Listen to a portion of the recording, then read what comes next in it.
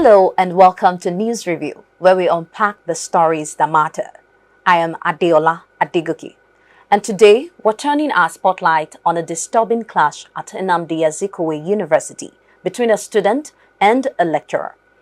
Here is what we know. Dr. Chukwudi Okoye, a lecturer at UNIZIK, was allegedly assaulted by a third-year student, Godi Mbakwe Precious. The altercation erupted after Dr. Okoye asked Precious to excuse him while she was filming a TikTok video in a campus hallway. What began as a routine request spiraled into violence, leaving the lecturer with injuries requiring medical care. This incident isn't just about a moment of anger. It has ignited fierce debates across social media and beyond.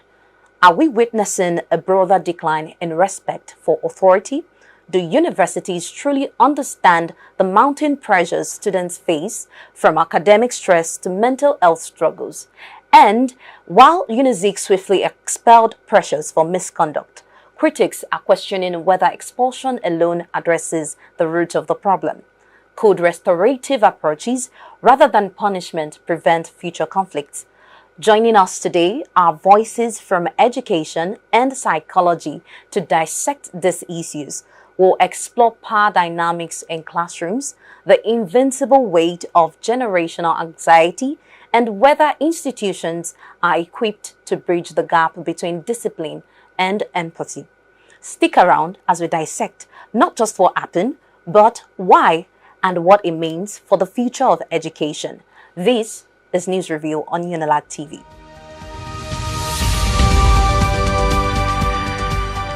Welcome back. Yes, it's still the News Review on UNILAG TV. And right now I have Dr.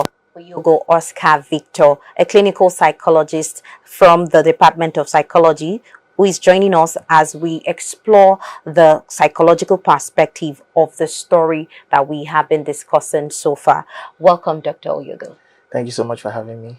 All right. Now, let's move this conversation forward here. Now, from your perspective, what psychology triggers might push a student to disrespect or physically attack a lecturer? Well, so the thing is, there are so many variables to consider when it comes to the reason why one person would physically attack another person. Okay. To put it in really simple terms, there are two reasons that we can look at. One is situational or environmental, while the other is probably biological or, in terms of genetics. So, looking at it from the situational aspect, right, it could be that that particular morning was not a good morning for the person in question. Maybe she woke up on the wrong side of the bed. It could be that she wasn't in the best of spirits. And maybe while she was trying to, maybe while the person was trying to do something happened and just set off that tolerance level, and the person explodes. And again, it could be the person's biological makeup. We all have what is known as a personality, right? That characterizes the way we interact with the environment, the way we interact with the world, the way we interact with ourselves. And for some people, frustration tolerance is at a very low threshold. What that means is it takes very little to trigger you or to set you off. So for such individuals, yes, when there is something that is outside the locus of their control that seemingly triggers them, they just go off. So it doesn't necessarily have to be a student and lecturer. It could just be one person to another. And there is also every possibility that perhaps at that point in time, she did not know that this person is a lecturer. Oh, wow. I want to assume that if this person was a lecturer that was teaching her or taking her classes, her response might have been different. But maybe this is someone she sees every day and she just assumes, oh, I think I've seen this person before, right? And this person taps her and say, please, excuse me. Right? For some people, some might see something like that as being rude, right? Which could trigger the response which she brought out at the end of the day. So like I said, there are many factors that you can put into it, and you can't necessarily place it on one until maybe when you sit down and you do an evaluation and ask questions. Okay, on this particular day, why did you react this way? How do you feel when you got up in the morning? What did you have for breakfast? Did you sleep well? tell me of events that have happened, let's say a week prior to that particular event. It's only when we do that that we can then considerably accurately tell the reason why, she attacked the lecturer. So, wow, that's great. And now, today's students, they grapple with economic uncertainty and social media scrutiny and even institutional distrust. How might these pressures boil over into aggression in classrooms? Oh, thank you. So there is a theory called the frustration aggression theory, right? That tells you that when you are frustrated, you have elevated levels of aggression, right? Okay. In very simple terms, let me use a local example that everybody knows. A hungry man Is an angry man. Yeah. A hungry person is frustrated. So whatever it is you do, the person's sensitivities are heightened. So something as simple as what is wrong with you, the person would flare up, right? So looking at the way things are right now in terms of the economy, inflation, prices of basic necessities such as food, and students a lot of them don't cook, they have to buy food on their own. A lot of them don't, a lot of them have to spend money. And spending money comes with a lot of cognitive processes. You have to think about it. Do I really want to buy an extra meat in my food? Do I really want to buy an extra toilet roll? Do I need to buy another toothpaste, or I can just go home and cut the one that is there before? Right? All this leads to built-up frustration.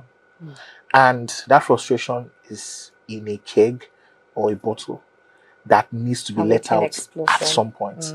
So it's very possible that an ordinary benign event can be what will, trigger that person at that point in time. So yes, it's very possible. Not that it's a reality, really. You can't be grappling with what's going on right now and still try to maintain a sane mind going to class, considering the situation we have in most classrooms. Learning facilities are not up there as we want. Your classroom might not even have an AC. There might be like 200 in the class. And if unluckily for you, sit at the back, you will not hear a thing. You have assignments. You go back to your hostel, there is no light. There is heat. You want to warm your bar. There is no light for you to do that as well. You want to drink garri. There is no water. So all of this comes together to build up that frustration, which in turn will lead to aggression at some point. Now let's look at the punishment angle of this matter. Expulsion. Expulsion is meant to discipline, but what does it mean for the student's future mental health? Could it deepen trauma or shut the door on rehabilitation?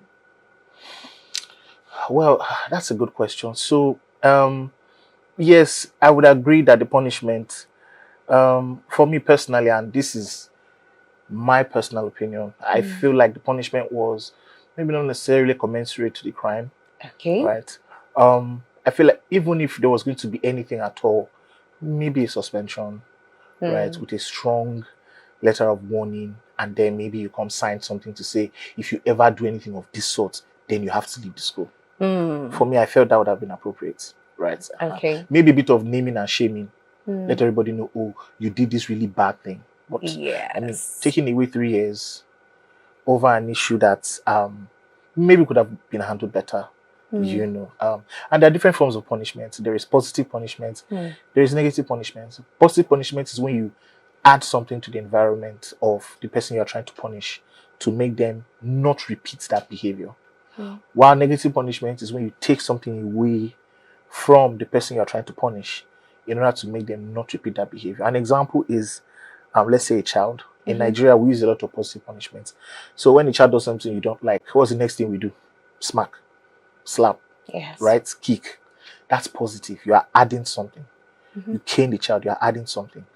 Negative punishment is what they use most of the time in the West. Oh, you've been a naughty boy. Go and stand at that corner of the room for like 5 minutes and face the wall. I'm not going to give you lunch money. You are grounded.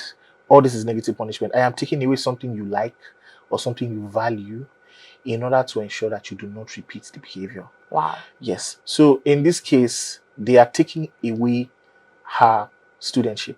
And it's supposed to teach her a lesson.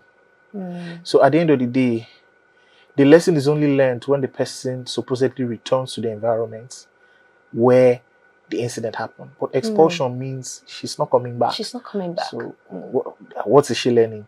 right? And like you rightly mentioned, there will be attendant psychological implications, right? How will she process this? For her, it might be a bit traumatic, right? Like, oh, I got expelled because I heard the lecturer say, yes, what she did was totally reprehensible. We are not trying to excuse that fact. But she will need help going forward, maybe seeing someone or talking to someone or having the support of people around her to help her process what has happened, because eventually she will have to go back to university. It's not like it's the end of the road. So what will happen when she goes back? You know, so I think she needs help from that point.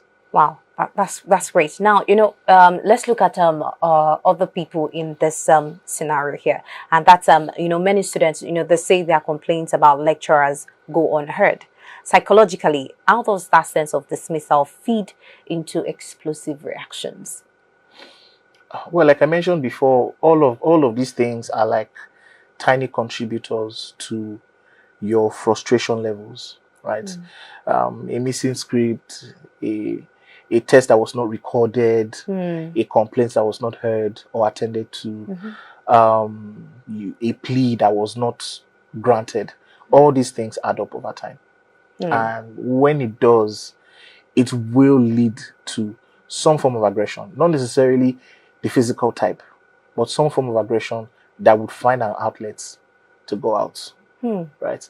And most of the time it translates into undesirable behavior or things that we do not want. For example, the student might actually not do well in terms of academics. I mean, what's the essence of asking the lecturer to help me or to regrade my assignment? I will still get a negative grade, right?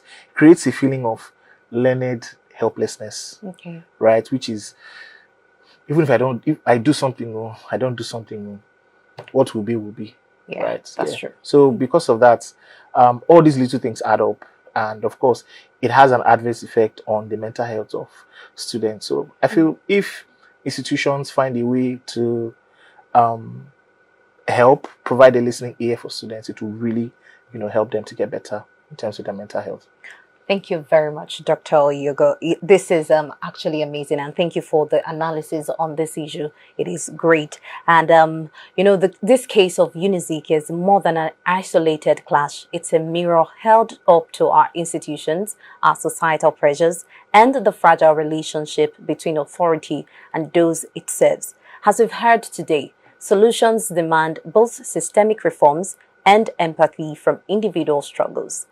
To our guests, Dr. Lawal and Dr. Victor, I will say thank you to you for your invaluable perspectives. To our viewers, keep these conversations alive in your communities and on social media. Change starts with dialogue. Follow us on all social media at UNILAG on TV. This is where we end this conversation. Thank you very much for coming, Doctor. Thank you for having me. Now, this has been News Review on UNILAG TV. I am Adeola Adegoke. Stay informed, stay engaged, and we'll see you next time.